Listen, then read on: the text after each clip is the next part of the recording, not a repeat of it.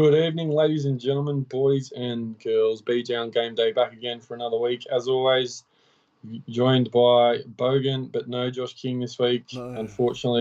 No Josh King this week. Greyhounds.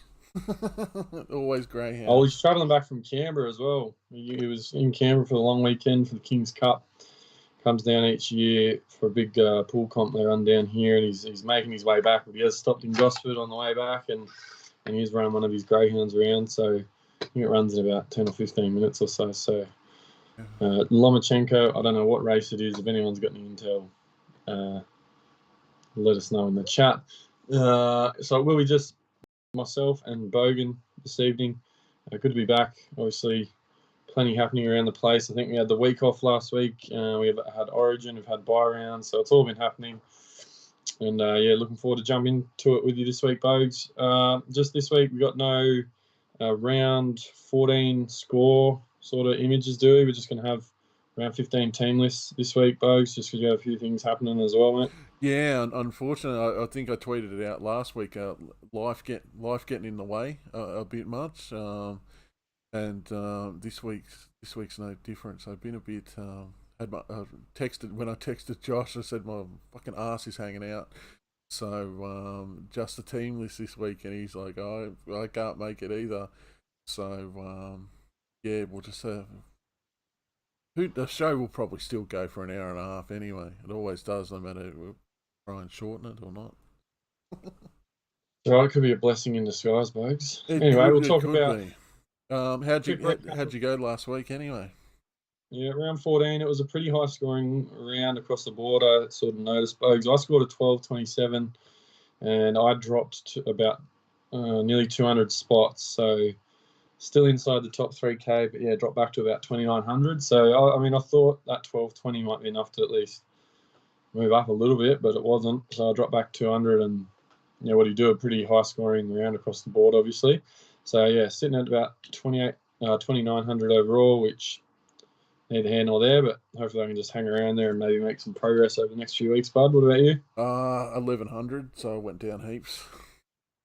Yeah, right. Tough round. There's some big games, obviously. In particular that Manly game, there was quite big scoring there from a couple of guys that I didn't have in Garrick and Ola Kalatu, which hurt quite a bit. Catton didn't really hit with Hines, but a lot of people were probably in the same boat. Anyone that sort of jumped on Cleary against the Knights probably did pretty well there. But it's always the way. I'll captain Cleary this week, and he'll go shit, and Hines will fucking go off. And obviously, with a number of the Origin players backing up, you didn't see any big scores from guys like Harry Grant, Cam Munster. Cleary backed it up quite well, didn't he? But some of those guys that have been pretty solid. KP was ruled out early with a HIA in that Panthers game. A few funny things happened around the place. But anyway, that was round 14, mate. We won't worry about it too much now. It's in the books in the past. We can shift our focus ahead to round 15.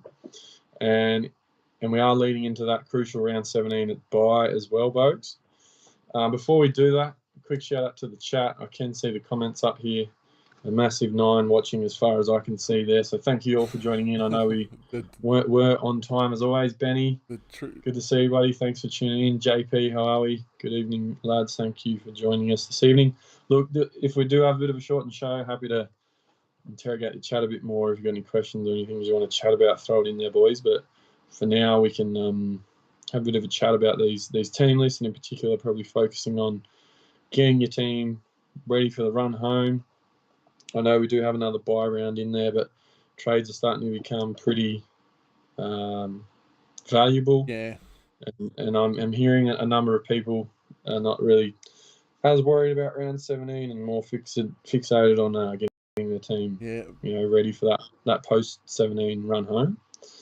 So I don't know what camp you stand in, Bogues. Are you trying to strengthen up for round 17? Or are you just sort of not worrying about it? Mate, well, that's probably one of the benefits of being so busy last week. I didn't even have a chance to waste my trades. So I think now it's looking at those types of players that you want to bring in for 17 that you're going to keep for the rest of the year as well.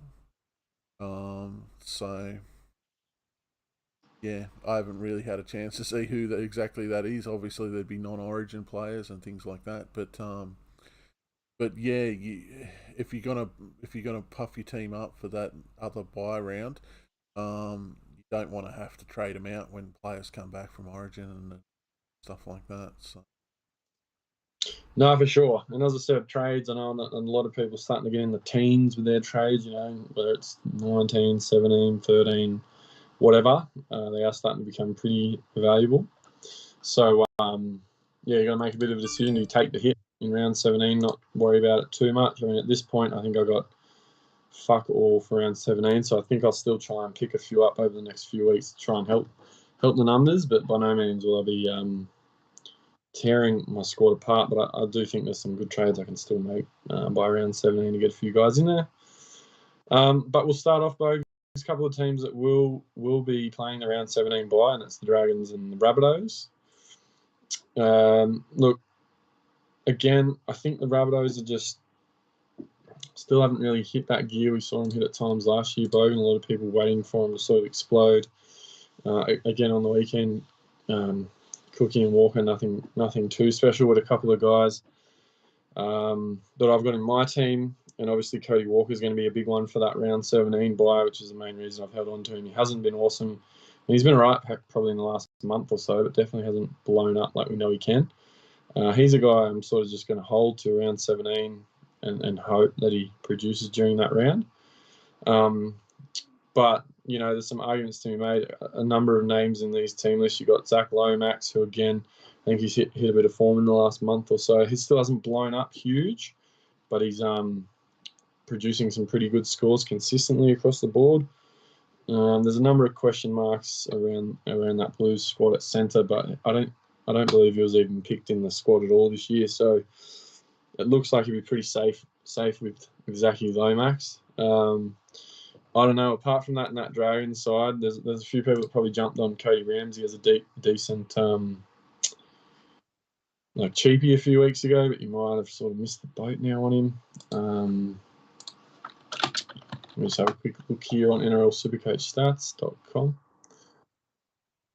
When it loads, if my internet's going to play ball, which it might not, perhaps it won't. Maybe it won't. We've been having a great couple of weeks when it comes to all things technical. So he's made his cash. I think he probably missed the boat on a 40 break even, but still at fullback. 374k. It's a bit hard to pick him up, but he hasn't been too bad since being moved to the one in round 11. Bogues at 94, 54, 32 last week against the Cowboys, and the Cowboys put it on him. So, yeah, look, I'm not too sure what else in that Dragon side to be looking at. I've talked about Jack Bird in the past, Bogues. I know he hasn't been awesome, but he's pretty cheap, mid 300s. Got that duality second row centre wing, but just looking at his scores there, it's pretty ugly. So making me cringe. Troy in the chat is suggesting Jack Bird. Yeah, so I did just talk about him. I mean, he's ugly at the moment. It's not pretty viewing for the last month. Even on the edge at back row, he's not even cracking sort of 40 points in base. And their draw's not even that great. So it is sort of hard to be, unless you're looking at someone like Lomax, who is potentially a genuine keeper in the centre wing for the run home. It's really hard to look at a lot of these other guys, aren't they? You might have someone like Ravalawa, he could take a punt on. At his price, I mean, he started the season at nearly 500k Bogues, and he's now under 300k with a 20-odd break even. It'd be a massive punt to pick him up, but I just know if I did that he'd do something stupid and get himself suspended again or sent off or something. As I said, you're throwing a massive sort of Hail Mary with someone like that, but looking at stuff in that Dragon side, it's a bit hard. Moving on to that Rabbitoh side, Bogues. Still no Latrell. My understanding was I think he definitely won't be back for round 16, and Rhett South have also ruled him out for Origin 2, so he won't be available for selection for the Blues in Origin 2 either, I think I read. You got guys like Campbell Graham who are absolutely killing it at the moment in an absolute superlative form. I guess the catch-22 to that is he going to play his way into a sky blue jersey? I mean, realistically, it probably shouldn't matter too much. He's now playing on that left edge as well. There's been a change, I think, a couple of weeks ago, Bogues. They switched Campbell Graham out into the left. Might have been more than a few weeks ago now. Someone correct me there. But, yeah, I think Campbell Graham's been really good. I know Big Ted picked him up a couple of weeks ago, and his last 2 scores have been really good. And yeah, he's been looking awesome. Base is busy, and there's tackling stats on that left side for South, as we know, even though it hasn't been as potent it has been in previous seasons. There's still plenty of points being found out there by Campbell Graham. Just a quick look at the chat, Bogues. It is not a bad chat shout.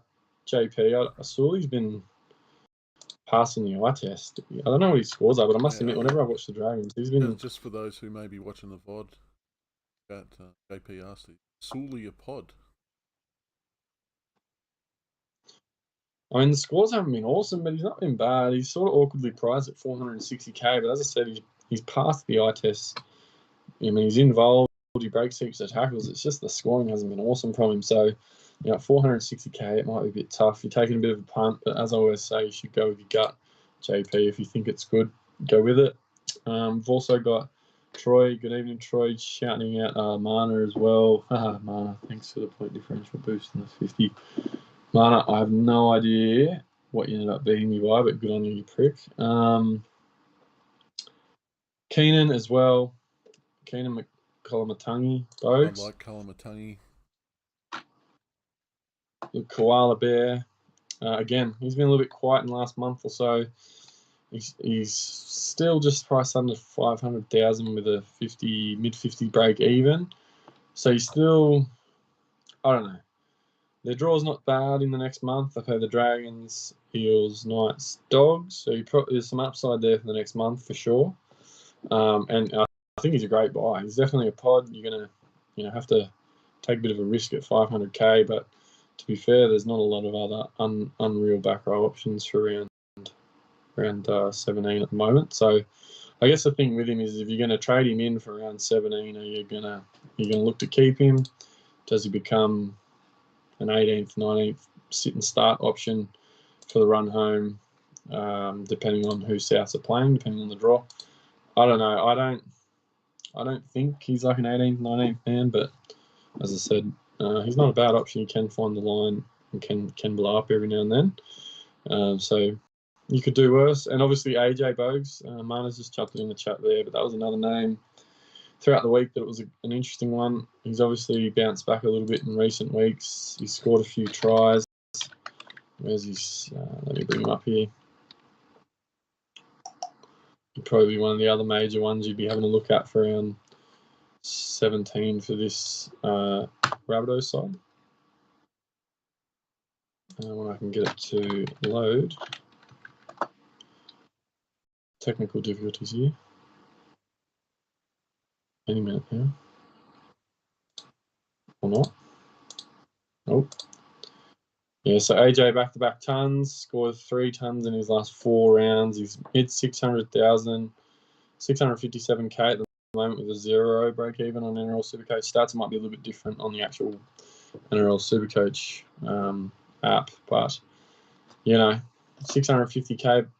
3 of his last 4 scores have been hundreds. So read into that what you really's got the base of a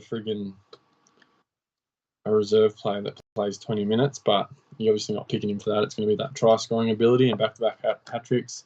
As I said, they got a pretty good month with Keenan. I think you could do worse than picking up AJ at 650k with it and 0 break even. Worst case in a month, you're probably going to be able to sell him for what he is now, maybe a little bit less, as long as he doesn't have any single-digit scores or teen scores in the next few weeks. So, yeah, not a bad shout at all, Mana. I don't mind it. Moving on to the next game, Bogues. A couple of teams that won't feature in round 17, but still plenty of guys in these sides that are extremely relevant as keepers for the run home. Ruben Garrick has been awesome since Toby Turbo's departure, and he was awesome on the weekend with another 100. I think it was 121. Again, just my thing taking a while to load. As I said, Olakalatu as well, turned up. So they're the main ones I see from that Eagle side as being those kind of keepers for the run home, especially given the fact you can pick Garrick in that centre wing. And Olakalatu is just an absolute beast, isn't he? Just running over the top of everyone, scoring tries and running amok for the Eagles at the moment. On the Cowboys side of the park, Scotty Drinkwater produced again last week for owners, which is nice. I think he sees a negative break even this week, so he should see a bit of a cash increase, which will be good over the next few weeks. Lolo's been good as well, and obviously the news of Hillam Lukey's been ruled out for the rest of the season with an ACL bows, and just as of this afternoon, Luciano Leilua has been released from the Tigers effective immediately to join the Cowboys, which was supposed to be happening next season. That's very interesting. Watch this space. It's quite interesting. It'll be interesting to see how they work him in. Yeah, it should be noted that during our little break that we've had, there's been several movements with coaches as well. So, yeah, it's interesting thing at the moment. These mid-season moves. Yeah, I mean, you've got he hasn't been the Luciano we're all used to sort of seeing this season, but whether he's just been a bit demotivated, what's going on at the Tigers, maybe a change of club's the best thing for him, and he goes from a team that's struggling deluxe into a team that's definitely going to be playing finals. So yeah, it's interesting. We'll see how they work him in. Obviously, Connolly Lemuelu there in that other second row position. Yeah, remains to be seen whether he'll slot straight in. How Toddy Payton works him back in will be interesting, but you could have a look at him. But again, they don't play around 17, and I think you can have plenty of looks at him before you need to think about buying him. So by no means, I think do you need to rush him in or anything like that. But I'll definitely be on the look for a replacement for Lukey. Well, Troy makes a good point. He's just over 400k. So, for the price, you could do worse. I guess you just want to see what that role is. Is he going to walk in playing who knows what Todd Payton will do with him on the edge? You probably just want to see. But the Cowboys' draw is good for the next couple of weeks. So, I don't know. You'd have to have a look. I don't even know if he play for him this week. I'm not actually aware. Is he actually allowed to be able to play? I don't think they would, but maybe from next week. But then their draw sort of gets a little bit harder again. They move into Penrith and Penrith. Oh, sorry, I'm looking at him for the Tigers. Sorry, forget that. But yeah, you could do worse, right? I think you could do well worse. So 420k, but I just want to have a look at the role and see what sort of minutes and stuff he's going to play as he integrates into that side. Another one that's been really good as well has been Reece Robson. Bogues, he's sort of gone under the radar a little bit. I've seen him in a couple of teams, especially over the bye round, but he's been scoring really well. He's a really viable option at hooker there, as opposed to some of these other guns with the Cookies and the Grants that people are mostly running. Oh, this is doing my head in. These internet issues. It's really slow. Apologies. Can't bring up stats as quickly. But yeah, Reece Robson's also been good, but yeah, maybe if you don't already have him, you might have to wait till post 17. But he's rewarded owners that picked him up for 13. The last 5 weeks have been pretty solid from Reece, so yeah, looking good. Good evening, Jetty. Hi, mate. Thanks for joining us. Next up, Bugs. It should be a cracking game. We've got the Storm taking on the Broncos. This one will be on Friday, the second game on the Friday evening. Ryan Pappenhausen is in that extended squad, Bogue, so it'll be interesting to see what happens there, whether we see a late inclusion there for Paps. There was some mail around the last couple of weeks that this would be when he'd return. So we'll have to wait and see what happens. Obviously, it's sort of tricky, right, with Paps because he's pretty expensive at the moment, and he also has a pretty high break even. He's the most expensive player in the game at the moment, 929,000, and he does have a break even of 140. So I think you'd want to have a look at him, obviously coming back from injury, and he has had a bit of a track record with injury, folks. Maybe you wait a week or two to have a look at him, but I think, and then obviously there's the potential for him to get selected for the Blues depending on what Freddie's thinking and any changes he wants to make from game one. So, yeah, a little bit of risk. There's been maybe a few people that have held him. He's still on 11% of teams. I know a lot of those are probably ghost teams that haven't checked it, but there were some people that held him. So, yeah, keep eyes on team lists if you're an owner, but I wouldn't be looking to bring him in too quickly if I was anyone wanting to pick him up. I think I'd probably be waiting at least to see if he's going to play around 17. Might hold a couple of weeks. He might be a little bit cheaper by then as well, but we'll see what happens. We've got this Grant Anderson as well, Bogues. He's sort of come about. He scored, I think it was a double in his debut last week. So negative 43 back even. Only playing his second game, but obviously if there's any change there to Paps, I mean, I'm not sure who drops out. I don't think Dean Eremeyer's been playing well enough to suggest that that's Dean's spot. I think what Anderson did shows that Eremeyer's put on notice, I reckon. So I wouldn't be surprised if we saw Grant Anderson sort of retain his spot and Eremeier drops out if Manny did switch back from fullback to the wing, if Pat was included. But we'll have to wait and see. I think Eremeyer's been far from impressive in all the opportunities he's had. So we'll have to see. And Grant Anderson took that opportunity with both hands. So it could be his spot to lose. There'll be plenty of people looking at him next week as well to see, if he does play this week, it'll be his second game, and then moving into the week after, it'll be his third.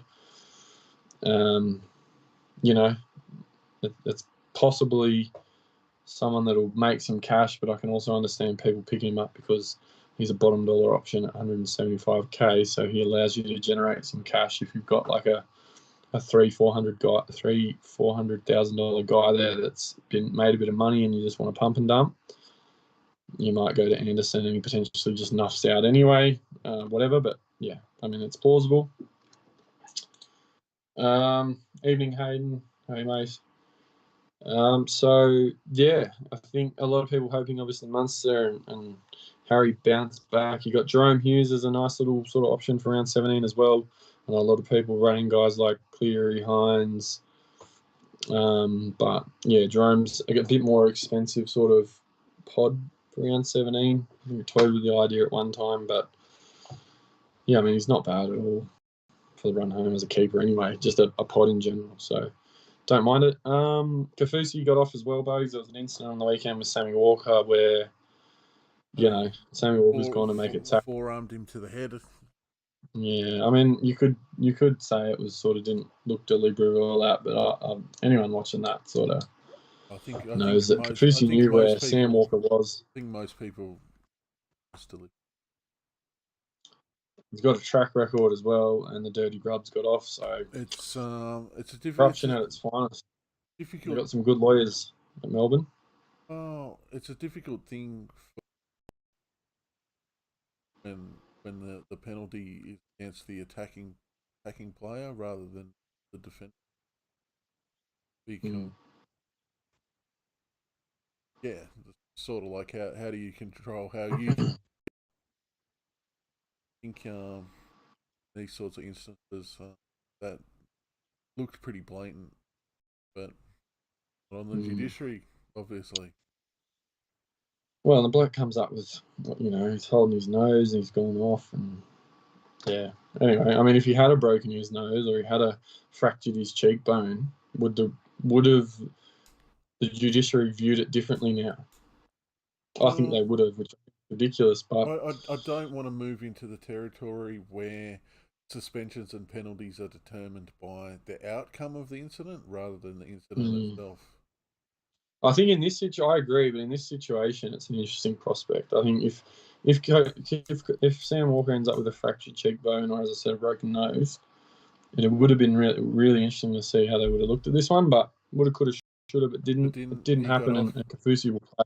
Good for him. On the Brisbane side of the park, they've been playing some good footy, Bogues. 7 in a row now. Could you believe it? At the start of the season, if I said to you that they would win 7 in a row at one point of the season, I'd have called you crazy and told you to jog on. But they've done it, and they're playing some good footy, to be fair. Obviously, Ezra Mam's a big one on the list. Everyone jumped on him last week, Bogues. He saw a big price increase, $136,000 to be precise, and facing another big price jump this week. So he's got a negative 51 break even this week. He's got that duality between 5'8" and halfback. I've missed that first jump of like 140k, but I'm still jumping on. I'll be jumping on going Ilias to Ezra because Ilias is just sort of dead weight, not going to make as much money or anywhere near the amount of money Ezra can make over the next few weeks. And Ezra looks really good. I know, he's only played a handful of games, not even, but he's passed the eye test. He's so dangerous. He's going to be a nightmare for some edge forwards out there. Can't deny the Broncos' form. So that said, we also had a bit of chat in the BJ group, and he's obviously going to get targeted against some of these good sides. So this will be a big test against Melbourne, and they also have a tough game next week as well. Oh well, the last time I said this will be the test when a club played Melbourne, Cowboys came in, whooped them. Not saying shit. Broncos to win. That means they'll get beaten by 50 now. So Ezra's a good one to pick up. As I said, I'm still jumping on. I missed that 140k. I opted to chase points last week with a couple of trades that I made, knowing that it was probably going to be a cost-neutral trade this week to go Ilias to Ezra. Cobbo's back. He was an omission. Kate Ball's back as well. So Cobbo owners will be happy about that. But, yeah, big game, obviously. Katoni Staggs back as well. So this will be a big test for the Broncos. Obviously, no Adam Reynolds. Tyron Roberts will come in there in the 7. So this is where we'll get a good idea of where the Broncos are at. Payne Haas at this stage, Bogues, has been named. There was an AC joint issue with him. He only played, it was fuck all minutes on the weekend. Apparently it's a new AC joint to the one he had, so effectively both of his shoulders are busted potentially, and at any point throughout the rest of the season, either one could go, or he could aggravate one or whatever. Do you own Payne Haas, Bogues? I do not in Classic, but I do in Draft. Obviously a little bit difficult in Draft, a little bit of a different prospect. You don't want to let a Payne Haas go in Draft.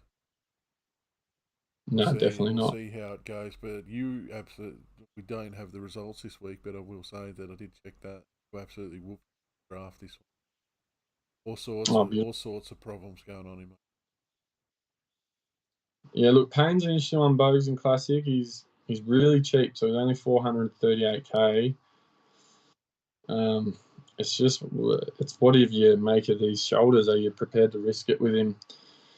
I mean, there's every chance he plays through it. I don't know, and still can pump out 60, 70 a week at front row. So it's a bit of a big decision. Obviously, you have to keep an eye on those team lists to determine whether he'll even play this week, but I can understand people jumping off just because of the risk. But if he was over 600k, it's sort of a bit nicer. But at 540k, it's like, do you just hold him and risk it? Because We'll see if he's dropped a bit in value. Yeah, but then if the other one that's sort of Broncos start getting us, finals contention or a good position in 8, they're lifted by the team in general. I mean, what it does mean, and it's an interesting proposition for Paddy Carrigan, who's in some awesome form at the moment, Bogues. He had a huge Origin game as well, but he's sort of come out of nowhere a little bit. Started the season pretty deep. How are the Broncos in that position? Depth? Fringe players that might be worth keeping an eye on? Who we got there? I mean, Fledger could be a shout. I don't know what he's priced at. If Haas is going to be out for a little while, but old Paddy Cags is in a nice little purple patch of form at the moment. 575k is a lot of his points are just pretty much base. He's obviously going to go through this Origin period. Maybe, he's very potentially one of your a keeper in that second row position for the run home if you can consistently pump out sort of 65 plus. At 575k, you could definitely do worse. 50 break even this week. As I said, it's a little bit hard to pick him up because he's going to be in the midst of Origin and anything can happen there, as we all know. But for the 4% of teams that currently own him, he's doing a job and is a nice little pod. I guess the only issue with him is you're not going to get a bloody 150 from him anytime, or 120 anytime soon. He's probably capped at like that 100, 110 at best if he was to go for a pie or something like that. But he's doing a job. Those 60-70s are pretty important this year. Guys like Clem are now becoming relevant again just because the consistency's there. So yeah, definitely no issues with looking at Paddy Carrigan either. Yeah, what's the chat? What are we saying in the chat? Carrigan's a gun, yeah. JP, totally agree. I don't know what the cheese is, Bogues. My NRL Supercoach stats is just... My internet's absolutely cooked. I need to have a look at the cheese. He's obviously only going to be probably relevant for round 17 because Harry Grant will be in Origin. But I know, there's some teams that still have, 370k, 46 break even. I mean, Kings, the other thing is I sort of half expected him to start at lock most of this season, but Josh King's held it down, whether it's just a symptom of, obviously, Brandon Smith moving on next season and they want to figure out what they're going to do there for next year. But, yeah, he's not really getting the minutes, and 370k, you'd probably want him a little bit cheaper if it was just going to be a plug for 17 and a trade-in. So, yeah, might be a little bit hard. I know there's people looking at McInnes. Maybe you can sort of offset them and have McInnes in the back row, Smith at that other hooker position. But, yeah, maybe not at 370k. For the 8% that already have him, he might be a nice little plain 17. But, yeah, I know myself with Grant and Cook, it's not really entering the equation. Whether or not you could look to pick him up in the second row and maybe bank some coin going off someone. They've got guys like FEMA and Satilli. Usually don't talk about it. Broncos are paying dollars. There you go. You look at the Dogs, obviously, on the weekend and what they did to Para, which Benny will be glad we're not putting the results up this week. Holy dooly. Anything can happen. Yeah, $6 is a lot of money for head-to-head. Well, a team that's 7 in a row with a Melbourne side that, a few guys, again, playing under a bit of fatigue, potentially from Origin still. No Pappy at this point. Obviously no Coates as well. Coates, I can't recall what's the Coates injury. What have we got here? Just quickly.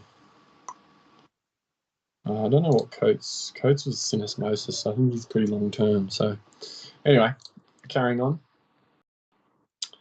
Next game will be Mouse has decided Sharks. Mouse is not working.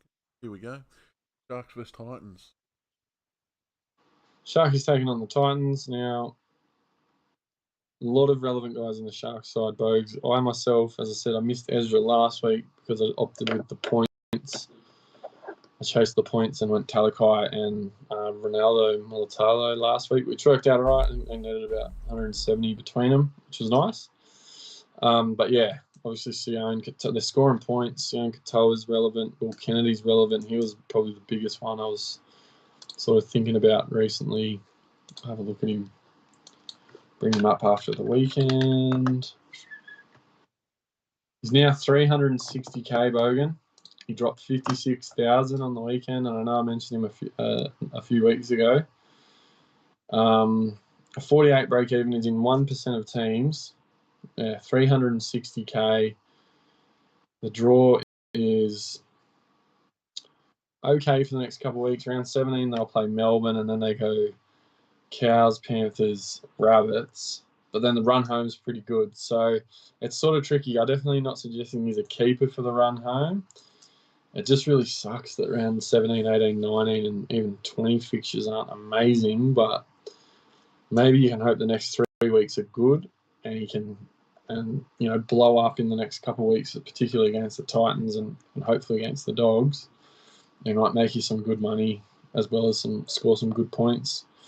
it'll just be a matter of your makeup of your team. You know, I know there's a lot of people that are pretty set in their fullback positions now, so I'm still sort of mucking around with a few things there, so I'm still looking at him, but yeah, it's a bit of a tough call to make. Maybe if you jumped on last week, but I mean, he dropped 60k, so you're still trying to play catch up at this point with some money if you picked him up last week. Big game this week. He could be a big pod. I think the Sharks look good. That backline looks good. So it's tempting. Yeah.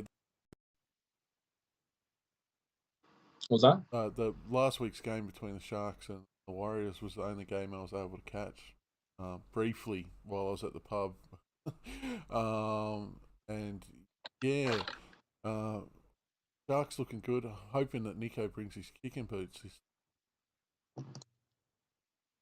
Not good form there with the boots. Oh look, I know plenty of people weren't happy about his score. He still scored what 60 something with. Yeah, but so I mean, look, not bad really, but it would have been nice for him to be a bit more involved on the weekend, and plenty of people did. I think he had like 35% captain percentage on the weekend, which is crazy. So yeah, beware of following the crowd in that regard. It's always hard as well.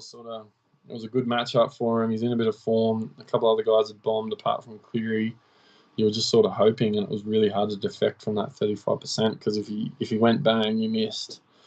And he didn't go bang. So look, it wasn't terrible. It wasn't the best, but it could have been worse. So yeah, I think you've been a bit harsh there, but the goal kicking would have been a bit nice. You've also got Sian Katoa. Has been dropped by Troy's mentioned his name, but definitely 500k. He's very similar to these other Sharks guys. They just score tries. They can score tries. They can score big. Yeah, there's an issue with the base with Sian for sure, Katoa, but you don't, like AJ, you're not picking him for his base. You're picking him for his ability to score 2 and 3 tries. He's a try scorer, and at 500k, I think is a pretty nice option for sure. At 1% ownership, I'm actually pretty shocked by that, considering his price. He's not overly expensive, and they had a good draw, so I think he's a really good shout, Troy. I like it. You've also got, so obviously Wade Graham's back in the side. There's some question marks with, around how he affects Talakai and that left edge, but did he? I don't actually even. Do you know if Wade Graham played on the weekend? Someone let me know. Did Wade Graham play on the weekend? I think he did, didn't he? He was an inclusion for them. Wade Graham. Is Sharky's boys on, or just have a bring up? I think he did play, didn't he? I don't recall seeing him, but he played at the pub. 31 points. So he was there, and Taylor still scored well, and Ronnie obviously scored really well. So I don't think it's too bad. Cam McInnes, Troy.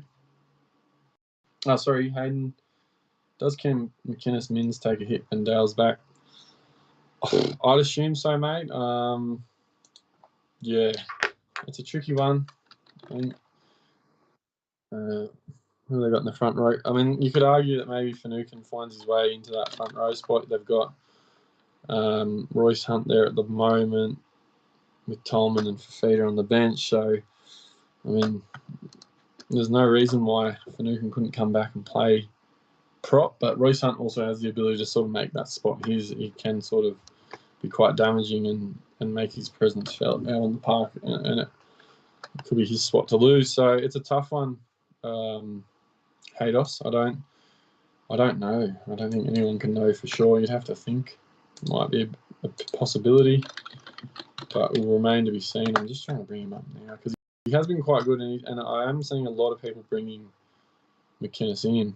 I know he's generally going to be a safe sort of 60 or something like that, but the fact you can pick him a hooker, and there might be people trying to juggle their way through 17 before they bounce into like a Harry Grant or something like that for the run home. It does make it a little bit tricky. I'm not sure when Finucane is due back either.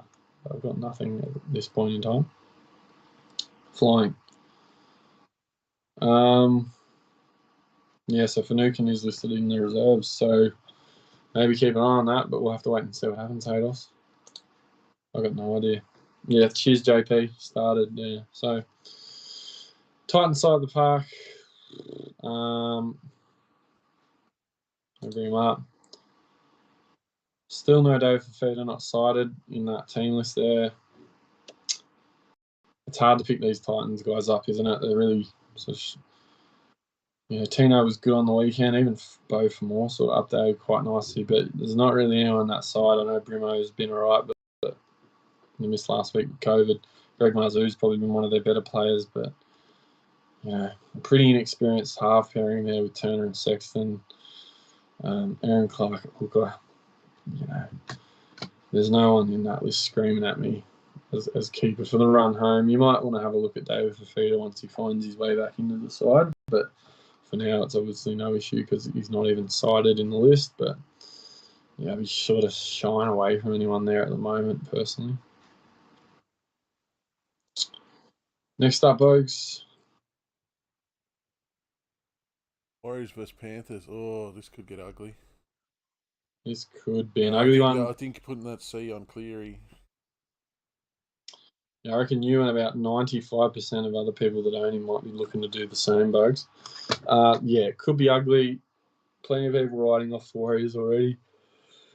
Warriors and Panthers, neither of them will play 17. So you're not looking at any... the Warriors... Warriors play... So I've gone absolutely blank. I can't. Did they play 17, Bogues? I think they played 13, didn't they? I've lost the here, sorry. But probably the chat's going to get to it for me. Oh, my internet is just killing me at the moment. Apologies. This is good preparation. Ewan Aitken, there he is. Did they play 13? I can't remember. I didn't have him for 13. I think he did play. So, he did. So they don't play 17. No Warriors for... Apologies, so no Warriors for 17. You can look past them. And Aitken obviously not there this week as well, so might be some people looking to jump off given that they don't play 17. Sorry, what's going on with Aitken? Aitken's out this week. Was he just dropped or? Where is he? Concussion. So he missed just a week. But he hasn't scored awesome for a little while. He's sort of 50-50s apart from that week where he scored I think it was a double the week I traded him out actually. But Curran's back, so Curran's a big inclusion. If you see Curran as a keeper, he could be a keeper for the run home. It's going to be a little bit hard to start with him. Bogues, I don't think you can pick him this week. But against the Panthers, first game back. But he's pretty cheap, 536k. And 112 break even. So, if he only pumps out a 50 this week, he could be like sub 500 next week and a really good buy. So, potential keeper for the run home, and we'll have to wait and see. Did play last week as well, and he scored a 42. So, not much happening at the Warriors, really. Reece Walsh looked a little bit better last week. But, they're going to be in for a tough one in this one. And then, obviously, anyone on that Panthers side is pretty much going to be... If you can afford one of the Panthers. Brian Toto, mate, is one. Like, everyone owns a lot of them, but Big Brian's at 560k, scored 116 on the weekend. I know he played Origin, but he's had a couple good scores back-to-back now, and his break-even is 9. Only 3% owned at 560k. He's a definite keeper for that run home, and good target this week. Would you even look at the break even, because once he's in the team, he just gets easy. Well, for this week with a 9 break even, I think this will be the cheapest you're seeing him for the rest of the season at 560 personally. Good point. And at 3% ownership, this is a big pot. That percent's probably going to increase a little bit this week. It could jump to around 10 or more. I don't know if that many people look to bring him in. But I think he's a sneaky. Their draw's not awesome, but they're draw proof. Obviously, the Panthers are the best team in the comp, the most dangerous team in the comp. They can put points on anyone. They're draw proof. So, like Big Brian, I know the attack features out on the left, but they're starting to go right a bit. And Critter and Toto are starting to look pretty good, offering some really good options on the right side of the park for them. So, as I said, you can't really go wrong here. Billy Kicks, Cleary, Luai's looking good. All those 1 to 5s are pretty solid. So, I don't think at this point of the season we need to talk too much more about them. If you've got a sneaky gem in there somewhere with them, let us know. But, I think it's, speaks for itself by this point of the season if you're a keen player. Next one, folks, we move on to the Eels and the Roosters. Oh, this could be a good game. Another really interesting game. Bogues, obviously the Eels had that disappointing result last week. And the Roosters also, coming off the back of the loss to the Storm. And I think the Roosters were a bit better against the Storm.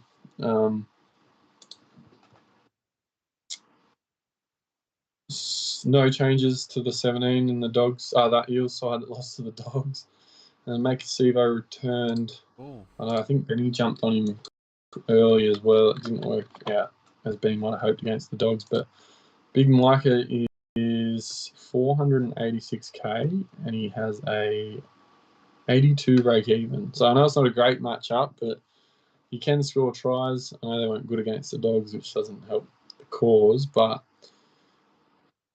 yeah, I mean, even their draw's not unbelievably great, to be honest. They play the Tigers and the Warriors in round 17-18, so you'd be happy with him playing the Tigers in that bye round and then following it up with the Warriors the week after that. But their run home after that isn't great. They play Brisbane twice, Penrith, Melbourne, Manly, Souths, and the Dogs, who they'll have to bounce back against them. So if you like Maker, you're taking a bit of a punt on him, I think. I like watching him play. I don't know about Supercoach.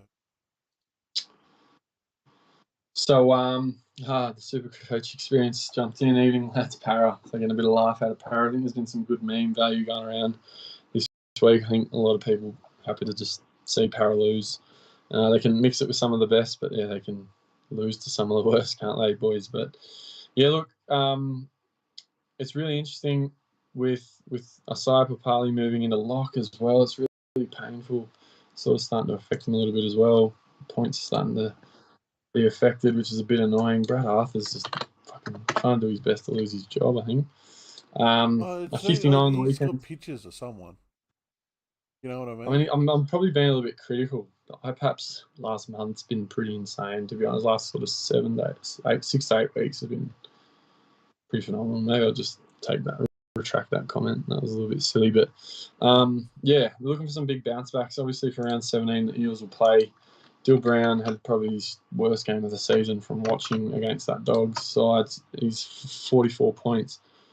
He's 614k, 59 break even, so still really viable. But again, you're just sort of thinking, are they matchup proof? Are they going to be able to score points against the good sides like the Roosters this week? He's carrying a little bit of an ankle niggle, as far as I'm aware. There's a bit of an issue there with the ankle. He was in doubt on the weekend, so I was really dead set on getting Dill Brown in for 17, but now I'm not as sure. I think he has looked really good, but yeah, there might be some not ideal matchups for them in the run home, and it's just whether or not you think he can sort of step up in those big games and still score the points. I think he has done it at times this season, but maybe now that I've missed him and the draw's sort of not as great for them. I mean, 17-18 will be an issue, not having him against the Tigers and the Warriors. That's a really big pod to not have him for those matchups in particular, which could hurt in that 5'8" position in particular. But yeah, owners that currently have him are probably just going to ride him home. Apart from Munster, he's probably the form 5'8" of the comp, to be fair. So it might be sort of being a little bit critical, but it'll be really interesting to see what he's made of for the run home, just from a genuine footy player perspective, because if Parramatta are going to actually be a premiership threat, they need him playing the way he's played this season. And he was really quiet against the Dogs. He was the sort of player that probably could have turned the game for him if he sort of stepped up. So, look, Chook side of the park, I had to play all of them against the Storm last week, Bogues. I had Tedesco, Swally, Joey Mane. It was sort of tough, but they scored okay, and they showed that they still might be able to score okay against decent sides. But I'm really torn as to whether to keep Tedesco now. Do you keep him? He's at a good price. He's 700k. Could jump off, make some money. I just want him to perform. Don't know. It's sort of hard. They looked better last week, but they were still not. Yeah, still not crisp. They got all the names there, obviously, in that team list, but it's just not happening. Angus looked really good. Satilli was really good as well. He fucking bombed another try at them. Who knows what Eels team is going to show up or what Roosters team is going to show up. This is the battle of the inconsistent fuckers. But yeah, it should be a really good game. Looking forward to watching this one without diving into the Supercoach numbers side of it. It should be a really good game. And yeah, it's just one of those tough calls you have to make this season if you've got those chooks and para players and playing them this week or looking to bring them in, especially some of those para guys you might be trying to bring in. You'll do it in a bit of a tough matchup and hope that you get a result. So, yeah. Next one, Bogues.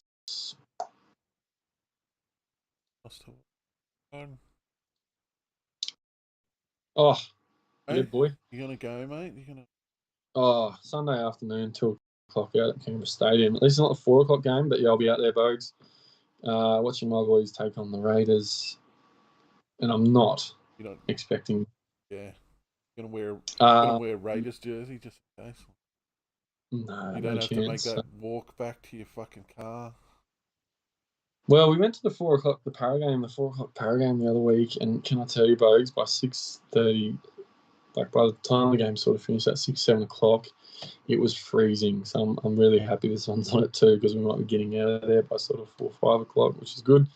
Yeah, look, the Raiders won't play the 17 bye, so it makes it a little bit tricky. You know, it's again that question: do you think there's anyone in that side that's a keeper? Looking at that, you know, there's might be an argument to be made that someone like, I think Big Pap has been all right. I know he's again playing through Origin, but I feel like he's had a bit of a purple patch lately. So yeah, Josh Papali's actually been awesome for the last month, bar the 42 on the weekend. Obviously played Origin, which he only played 20 minutes in Origin, which is interesting, I think. But yeah, he's been really good the last month. He's not cheap. He's just under 590k. It's a little bit tricky. I don't think you could probably buy guys like that. I mean, maybe you could. Playing the Knights, you're just going to miss him for that round 17 buy, obviously. But he could be a good little pod for the run home. He's at 5% ownership, and he's a front row who can score tries. So, I mean, if you're looking for a sneaky off the back of trading a Payne Haas, I know a lot of people are looking at Clemmer, who also features in this team list. You know, Big Pap's a nice alternative there, I think.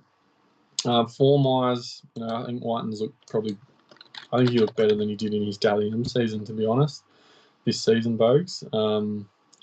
But you can't realistically pick him at 5'8" over some of the other guys you can pick there at the moment. I think Hudson Young's been all right as well, but again, it's just a matter of whether you think he's a run-home keeper, because if you bring him in, he's not going to play 17. But I think the other one that I've overlooked a little bit is Tapane as well, Bogues. He's now at 600k, big 95 on the weekend. And again, he's another, him and Big J-Pap have been really good the last month for Canberra. So, yeah, maybe Tapane is that option as well with that duality between the front row, second row as well. He might be that little bit of extra added value you want out of that half trade. The Big Taps is at nearly 20% ownership, so he's far less of a pod compared to someone like Papali. Well, and it should be noted that Josh King, in his absence, has noted many a times that Raiders, even when they're playing well, not the best super coach for some. But yeah, so Tapane's ownership actually surprised me a little bit, nearly 20% compared to someone like Clemmer, who's at like 6% based on what I'm looking at. And then you've also got 6.5% and J-Pap, Big Josh Papali'i, under that. So yeah, it's quite interesting. But obviously, I think Tapane's got the ceiling that the other two don't really have. I think Tapane could score a couple more meat pies, or he could move out onto an edge if they had an injury and maybe becomes a little bit more dangerous. But that said, so does Josh Papali'i. So definitely compared to Clem, I know the boys in green have that higher ceiling. What else? Anyone in the chat throwing out some Xavier Savage, Troy Boy? Look, I've sort of looked at him more in drafts. It's a little bit tricky given that he's in that fullback spot. It's a premium position, especially in Classic. I don't know. He's been good the last couple of weeks. I thought that first half last week was one to forget for him, but he turned around pretty good in that second half, and he did quite well. He showed sort of, I guess, up against a bit of adversity with he had a tough time in that first half. A couple of drop balls, a couple of silly things that he did. He bounced back well. Hopefully it's his to lose now. I think CNK's sort of fallen out of favour with Ricky from what I've heard. There's some issues behind the scenes there, personal reasons. How often does that happen? Yeah, so there were some issues, I think, around CNK being allowed to go and travel overseas in New Zealand. Sort of deteriorated from there. I tell you what, they could make Days of Our Lives style soap opera about NRL coaches. Yeah, so it could be Savages to lose. He's under 400k, so he's cheap. Probably, but the X factor. It's just that the value in that. I mean, it's a good matchup. It's just the value in that fullback position.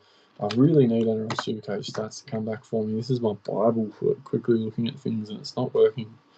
So yeah, a couple, food for thought there. Whether you think a couple of those Raiders boys are keepers to run home, but I won't be looking at any of them personally anytime soon. And then you have the Knights. They will play 17, but it'll be a pretty depleted side in round 17. At least with Ponga won't be there, who's most of the creative spark in the side. Whether or not Frizz gets a call up, we'll wait and see. But there's still some viable options there. I think obviously we miss Gagai as well. Dom Young has been quite good finishing. I know Troy Boys just mentioned him as well. He has been on the back end of some tries and things like that this season, which has been pretty good. I can't look at base stats, Hayden, because I've got no. For some reason, my NRL Supercoach stats isn't working, so I can't. That's what I use to check out base stats and all that sort of thing. But Dom Young's been pretty good. I'm surprised in his price. I guess 3 scores sub sort of 35 in the last month means he's cheap. He's 326k. I don't mind it. 2% ownership with a 22 break even. You could definitely do worse, Troy. I think it's not a bad shout. It's just he's obviously a sit and start for matchups, and you really need Ponga playing. I think with Dom Young to be there, he's finishing those sort of plays that Ponga's involved in a bit as well. He's just finishing some of those backline plays for us, but I'm not sure. It's just hard. I'd rather probably just go to an Anderson and bank the cash and look for a premium elsewhere than take the risk on a Dom Young at like just over 300k. But that's just me, mate.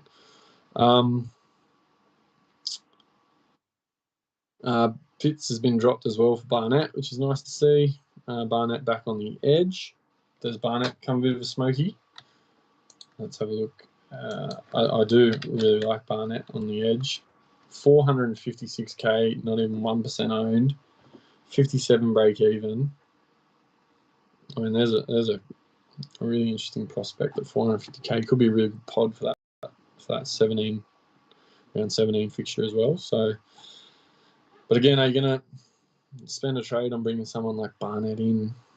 I think if you bring him in, you're just going to have to keep him for the run home, and he might again just be an 18th, 19th, 20th man that you sit and start depending on fixtures or how he goes in the back row in general, which I think could be really good. So I don't mind it, Hayden. Good shout. Hopefully there's no more loose elbows or anything like that. Hopefully he's learned his lesson after the few weeks he had out there, bud. Moving on, Bogues. Well, yeah. What a fixture. Well, I don't like the Tigers' chances with the Bulldogs high on big win. Yeah, another blockbuster to finish the round. They're always big on the end of round blockbusters, aren't they, Bogues? Now, time for me to get on my old bloke soapbox. Back in my day, the Sunday game, this was your game of the round. That was your prime time fixture, wasn't it? Everything was your Friday night and your Sunday Arvo games were your 2 games of the week. Yeah, look, funny, right? I definitely won't be rushing home from the Knights Raiders. Listen to watch this one. Listen to this one on 666, mate. Yeah, look, Dogs obviously put it on para last week. Josh Haddock scored the hat trick. I think you can look at any of these guys realistically in the back line. Burton's probably the only one. I think he's rewarded people that picked him up for the bye and has continued to score well now. He's now over 600k. He scored 82 on the weekend against Para, which I'm sure owners won't count. But his last month's been awesome. Hasn't gone anything under 75. Hasn't turned up, but nothing under 75 in the last month for a half that was like 400k only 6 weeks ago. Is a good pickup. So well done to anyone that picked him up. Obviously paying massive dividends for you now, and he's probably going to be a nice transition to. I mean, is he a nice transition? Is he a keeper? I don't know. I mean, he's a good pod, if nothing else. He's at 7% ownership. Got kicks, goals. Has that nice combination with Adokar, and he's an awesome young footy player. Is he a keeper for the run home? You tell me in the chat. I don't know. I wouldn't know. If I owned him, I'd be pretty happy about it at this point in time. And another really good fixture this week. Obviously not trading him anytime soon this week. So, yeah, a bit hard. I couldn't recommend probably anyone else in that 1 to 7. I know Karaz obviously scored 98 on the weekend, and as a cheapie, he was a cheapie you probably had to get a few weeks ago when he was 170k.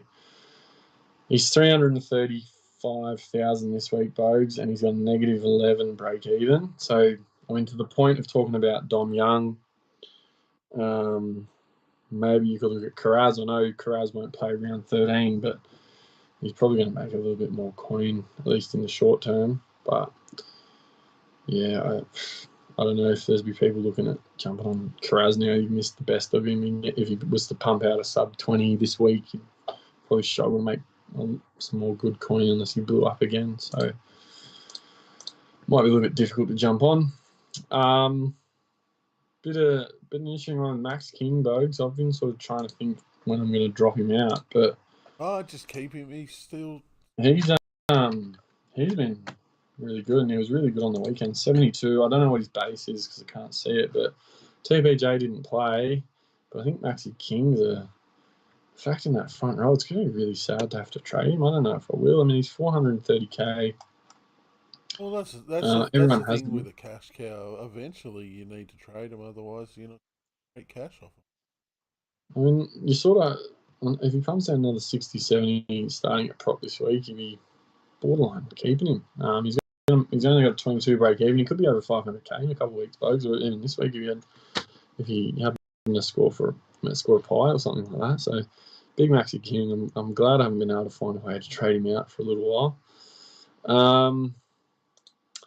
But again, yeah, like given the fact that none of these Dogs players will play round 13, realistically, which of them are you looking at that's like a must-have, get in my side ASAP? There's none of them. I don't think TBJ, you make an argument for Burton, but it'd be a little bit silly at this point. I think it had to be before round 13 and get that buy round out of him in the last few weeks. You probably missed what could be the best of him. But I don't know, maybe you like this fixture this week. And maybe you don't mind their next sort of 6 weeks. But again, it's a bit of an indifferent run home. They have a really sort of, more tough teams than not for the last sort of month of footy. But there's a little bit of a patch there from around 19 to 22 where they play the Titans, Newcastle, Cows and Warriors that you might be trying to capitalise on some of them, but I won't be. And the Tigers side of the park. So obviously with Luciano moving on, Bogues, we now see a couple of names that have sort of been talked about earlier in the season. Tuilagi was a cheapie that a lot of people had. And also Garner was another guy that was really popular. A lot of people keen on because he had the duality between second row and centre wing, and he was a starting edge back rower. He did score 71 points on the weekend. He's still only 480k, Bogues. 50 break even, only in 2% of teams. I know he doesn't scream keeper, but he's one of those guys you can pick him in the centre wing and he's just an edge back rower. Historically, that's been the way to go, Supercoach. But maybe one of your 4 reserves. I'm not sure. Obviously, the Tigers do play round 17, so he could be a really good one for that in particular. In round 17, they play Para, who I'm just trying to think off the top of my head. They've got a couple forwards missing, but they're probably going to have their halves. They might have, they'll probably have their whole spine unless there's some big changes. So it's not a great matchup for them in 17, and then they play Penrith in 18, Cowboys in 19, Brisbane in 20. So the next 2 weeks you're going to try and sort of bank on him going well, but then you got a tough month for him after that. So he might be a sit and start at 480k, getting it cheap enough that maybe he's not too bad of a pickup as a sit and start guy, and you'll get him for 17. But they've got a couple fixtures in the run home. Newcastle, St. George, the Raiders stand out to me, but apart from that, not many. So in that last sort of, what do we got, 10 rounds till we finish up for the year? 1, 2, 3, 4, 5, 6, 7, 8, 9, 10, whatever it is. There's probably 5 fixtures that I'd be happy to have him in, and 5 that I'd be sort of reluctant to have to play him in just because of who they got. But I can't see his base. Someone tell me what his base is. It's killing me. I can't see his fucking base output. Is there another website I can use? For some reason, I'm not getting any response from NRL Supercoach stats. I really feel naked without being able to see this. The base stats of some of these guys. It makes it a bit harder to comment. Bogues, got anything for me? Can you bring it up? Let me see if I can get Come on. Supercoach. Come on. Supercoach stats. Who do you want? Garner's base. I missed out on Joey Tappane's 80 in base, what he was saying. So, I mean, it just depends on Garner's base. I'm assuming it's going to be around that 40 to 50, and he's a chance of a pie each week. 480k, you could do worse for a guy playing the bye. I think it's not a bad option. Probably a few looking at him. I think there's probably names getting bantied around in the Supercoach circles. I like it. Troy Boy, Nofo, is a bit of a shout. He's back. It looks like he's back. And he was in a bit of form before he got injured. He's 560k.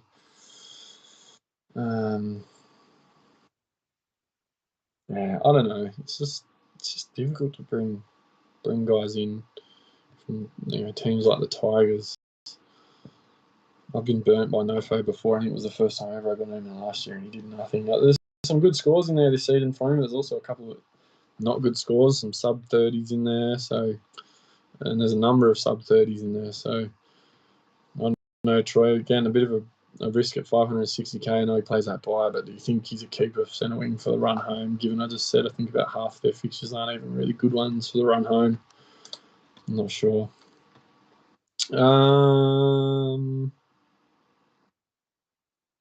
You got Joe O as well. Adam Dewey's on the bench, which is interesting, Bogues. Yeah, I'm a big fan of Dewey, but I wouldn't be surprised to see him a late switch to centre, or maybe they give Kapora Toa one more sort of week. It's interesting he's been named on the bench, so you'd have to question how much of a get. Well, especially when they already got Farmanu as well, who's not a forward. Farmanu's like a acting half, dummy half. He's not a forward. That being said, because they had Dewey playing in the halves last year. Well, he did. He played, but then they also shifted him to centre so that they could. But at the moment, the Tigers halves combination is the only thing they've got fucking going for them. I mean, I don't think Brooks and Hastings have been that bad, so I think you do have to just find a spot for him at centre and try and make it work like they did last season. But yeah, he's not going to be anyone you're going to look to pick up now. But maybe, I don't know, if he comes off the bench and he plays I suppose, you put him in the centres and play him like a third half, perhaps. But starts at centre by round 17. You never know. What's he price? 670k. So you sort of need him to play 10 minutes this week, 10 minutes the week after, and he'll probably still be over 500k and have a massive break even. And again, just in that Tigers side, I'm probably ragging on the Tigers a bit much at the moment, considering I'm a Knights fan. But what do you do? The only other one that's getting probably no credit, Bogan, is Big Guff and Gowie, who one of the boys has just mentioned. I was going to say, someone mentioned it in the chat. Oh, Hayden's mentioned Joe as pod. It's like I can't get my head around him being like Supercoach relevant. It's funny. Because he's going awesome. He's at 580k. He's got a 60 average this year. He's dual front row, second row. He's like nearly pumping out 60 most weeks. Like, at least for the last sort of 6 to 8 weeks, he's been really good. I think at 580k, Hayden, I'm not looking at him just simply for the sheer fact that he doesn't have the ceiling of, some other guys I'd be trying to bring in. But, this season, the value of a 60 to 70 is immense. So I think he'll do that. But someone for me, I don't know. It's probably having a career best year, at least Supercoach wise. But yeah, he's nearly 600K. I just feel like it's for that money, you could maybe spend it better elsewhere. But could have said that, a month ago, and he's still pumped out a couple 80s and a 90 in 3 of his last 5 scores. So yeah, you could do worse. Otherwise, boys, I don't know. I don't think there's nothing else screaming at me from those team lists. I think that'd probably be it. Well, that's it, mate. Like, so much for the shorter show. We're 15 minutes off for regular. There you go. Well, no, then the common denominator will be me talking. Oh no! Well, comments in the chat. What do you think of the format of just doing the team list? Might be easier going forward. Yeah, fair call. We got. Well, obviously have to do the leagues. Obviously. Yeah, we'll take the leagues. Obviously, no leagues this week. Yeah. But yeah, we chuck that on, and maybe that's what we roll with both, and then we can just talk about the last week's scores while we talk about them for this coming week. Yeah, well, I think everyone who watches or pays attention to the Supercoach sort of knows what, at least reads the paper and sees what the results are long before we go to air. We'll try it next week with the team lists and the leagues and see how it goes with King back.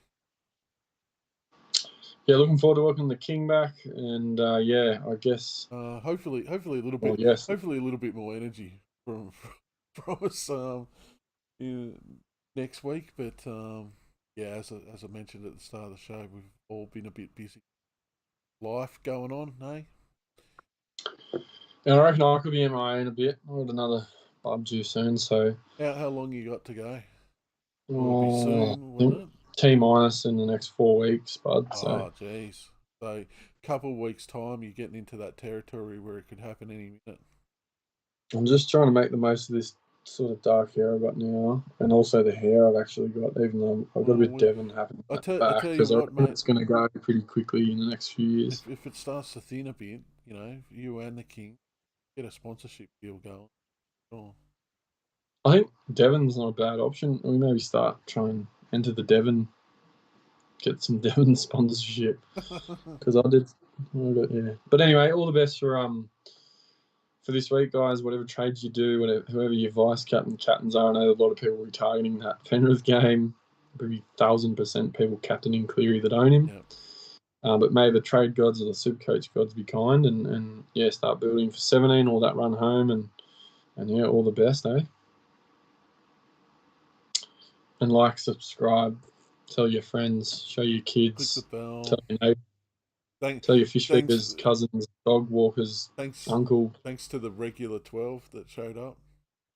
Yeah, and big shout out to all the boys jumped in tonight. Appreciate it. A bit of a quiet night without the King and having to listen to my bloody mud monotone voice. But thanks for all the input in the chat, JP, Oddie, Troy Boy. Appreciate it, boys. All the best this week, and we'll see you all next week.